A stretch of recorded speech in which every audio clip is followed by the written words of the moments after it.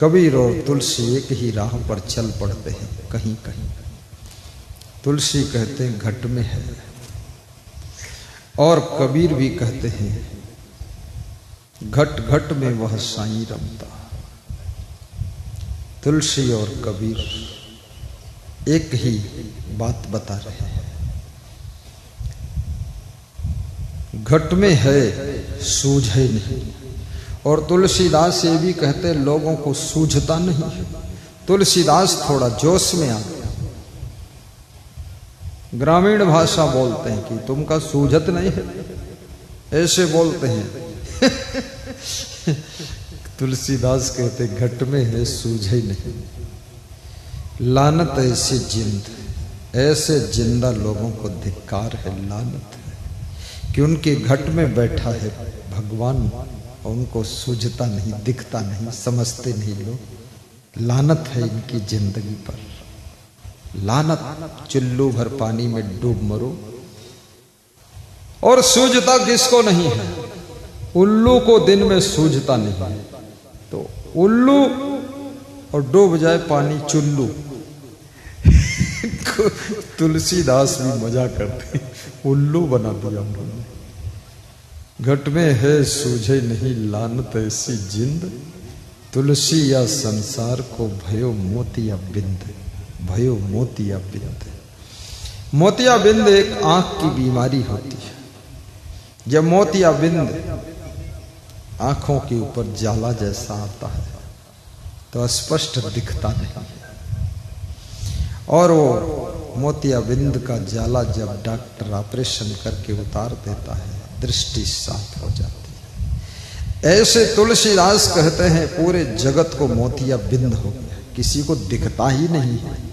अब इनका जाला कौन उतारेगा? मोतिया बिंद का ऑपरेशन कौन करेगा? अगर इस आंख में मोतिया बिंद है तो आस्था हॉस्पिटल फॉरबिसगंज में, नरपतगंज में ऑपरेशन करा सकते हो, लेकिन अगर आपके घट में मोतिया बिंद हो गया तो इसका ऑपरेशन केवल सत्संग में होता है। वही सत्संग नाथपुर में चल रहा है।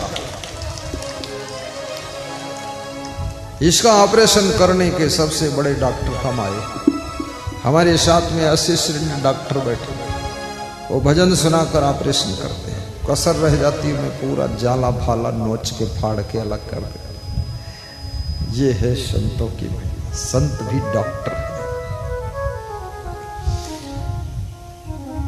MBBS, AMBS, BAMS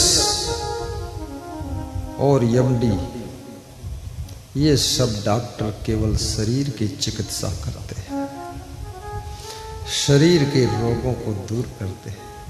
लेकिन मन के रोगों को दूर करने के लिए डॉक्टर यदि कोई है तो वह संत गण है। और सदगुरु याद रखना मेडिकल कॉलेज का प्रेसिडेंट है, और सत्संग ही मन के ऑपरेशन का हॉस्पिटल है। जहां मन की बीमारियों को ठीक किया जाता है वो सत्संग ही अस्पताल है। शरीर से अधिक खतरनाक मन की बीमारियां।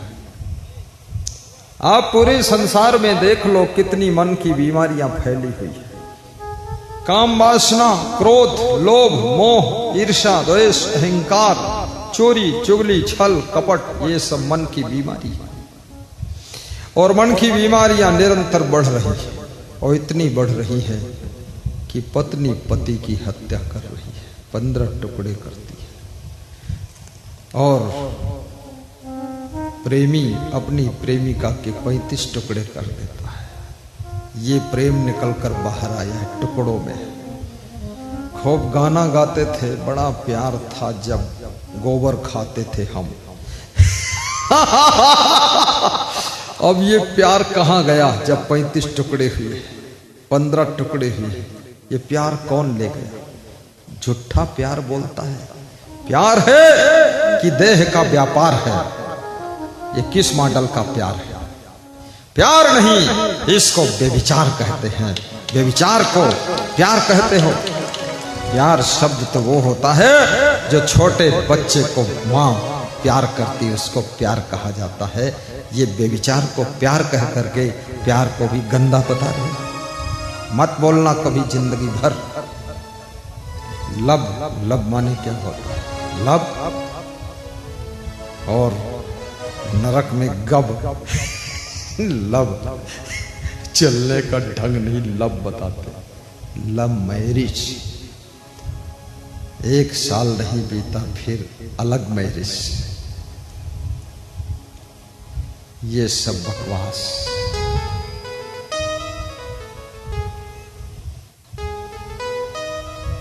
वादा निभाना भी सीखो। विवाह मंडप में 7 फेरे घूमे थे पति पत्नी, अब तलवार लेकर घूम रहे हो मारने के लिए। पति को मारने के लिए जहर की पुड़िया घोल रही हो चाय में, पत्नी को चाकू से काट रहे हो। ये कोई मुर्गी है क्या? अरे ये क्या समझ रखा पत्नी को? नारी जगदम्बा है, नारी अंबा है, नारी रंभा है। नारी के अंदर सीता का सत्य छिपा हुआ है और राधा का रूप छिपा हुआ है।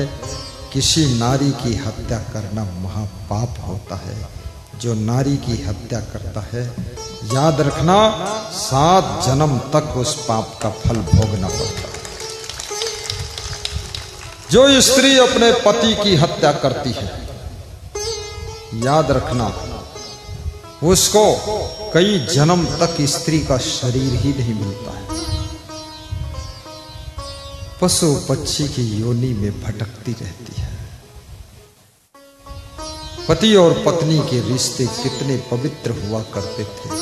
आज भी जो लोग मर्यादाशील हैं, उनके रिश्तों में पवित्रता की कमी नहीं है। पिता पुत्री के पवित्र रिश्ते, भाई बहन के पवित्र रिश्ते, आज कुसंगत के प्रभाव के कारण कलयुग में कलिकाल बुद्धि से प्रेरित होकर के ये पवित्र रिश्ते भी कभी कभी गंदे होते देखे जाते हैं।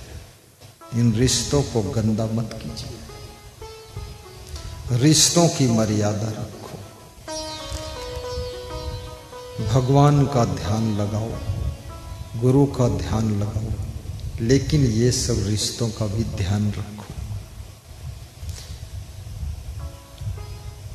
आपके पिताजी कभी क्रोधित हो जाए, ज्यादा उनसे बात मत लड़ाना, बस कोई बात नहीं। सुबह अगर वे क्रोधित हुए हैं किसी बात से तो दोपहर तक ठंडे हो जाएंगे। उनके मुख से 1000 शब्द निकल जाए, कोई उनको गलत नहीं कहेगा, लेकिन तुम्हारे मुख से अगर एक भी शब्द माँ बाप के लिए निकल गया तो तुम जिंदगी भर के लिए कलंकित हो जाओगे। मत बोलिए, क्योंकि तुम्हारा ये शरीर उनके ही शरीर का टुकड़ा है। तुम्हारा शरीर तुम्हारा नहीं है, उन दोनों के शरीर की शक्ति से तुम्हारे शरीर की रचना हुई है। तुम्हारे शरीर को अगर वे थप्पड़ भी लगा दे, तुम चिंता मत करना, क्योंकि उन्हीं का तो दिया हुआ शरीर है। कोई जैसे तुमको कार दे दे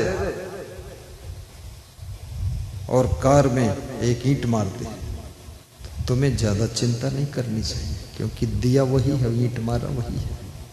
जब उसमें इतनी बड़ी कार देने की सामर्थ्य है, अगर ईंट मार दिया है गुस्सा में, तो उस कार का मेंटेनेंस कराने की भी सामर्थ्य है। कभी माँ बाप डांट दे, बहुत बुरा मत मानना,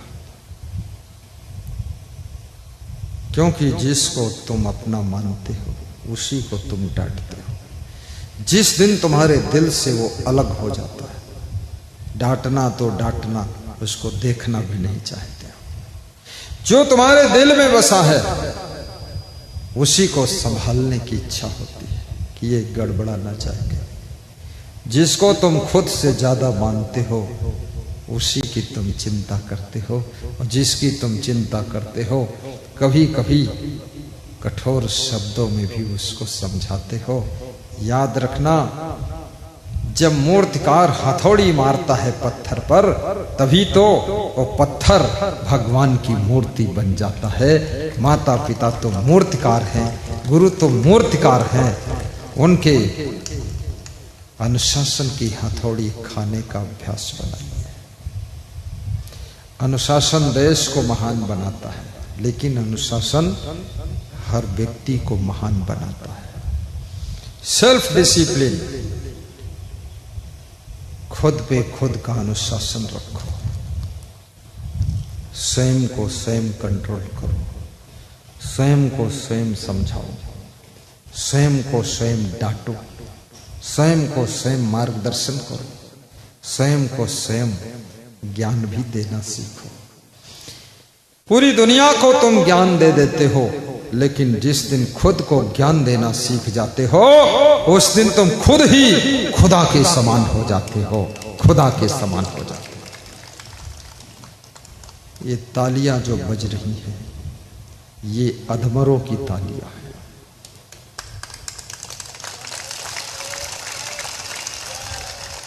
अब तुम जोर से बजा कर मुझे दिखा रहे हो कि अधमरा नहीं हूं, पूरा जिंदा हो।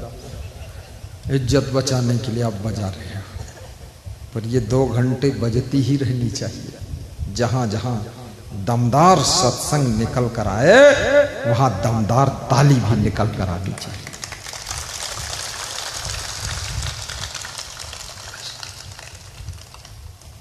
कितना सुंदर मक्का का खेत है, हरा भरा। थोड़ा कैमरा मक्का के खेतों तरफ घुमा दिया करो, बांस वांस का फोटो भी ले लो। बाबा लंबा मार दिया करो, राइफल रखते हो 2 फीट पे गोली मारते हो, मार दो 3 किलोमीटर तक। हाँ, दिखा देना चाहिए आजू बाजू का दृश्य। हर समय किसी का मुंह दिखाओगे, उसके मुंह से लोग उब जाएंगे। थोड़ा बदलो, दृश्य बदलो। हाँ, हर समय पत्नी अपने पति का मुंह देखते देखते इतना ऊब चुकी है, अब दोबारा देखती ही नहीं रही। इसलिए हर पति को अपना मुंह भी थोड़ा सुधार के रखना चाहिए। और जिस दिन से लोग पति बन जाते हैं, उस दिन से मुंह की फिक्र छोड़ देते हैं। फिर पान, तंबाकू, पुड़िया, कचड़ा पचड़ा और सिगरेट, बीड़ी, शराब, एकदम धीरे धीरे पति 10 साल में डेवलप करके भूत बन गया। भूत, कितने पतियों का मुंह जैसे भूत का मुंह होता है, और कितनी स्त्रियों का मुंह तो अरे चुड़ैल जैसा हो गया, बिल्कुल खतरनाक। पति भी देखता है, डर के घर से बाहर भागता है कि ये वही है कि चुड़ैल हो गई, क्या हुआ। तो स्त्रियों को भी अपना अपना मुंह सुधार के रखना चाहिए। ज्यादा आफा काफा लाफा जाफा में मत फंसो, थोड़ा सा व्यायाम भी कर लो, थोड़ा